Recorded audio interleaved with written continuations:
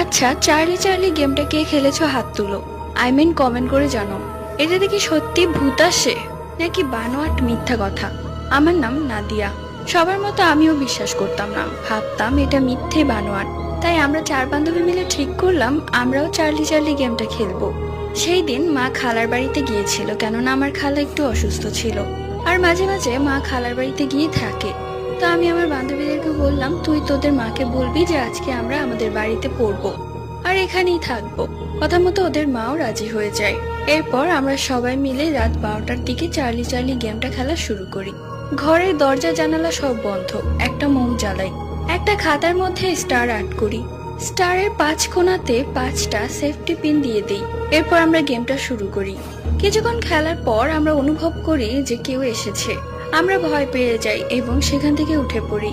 এরপর থেকে আমার মনে হতো আমার সাথে কেউ আছে।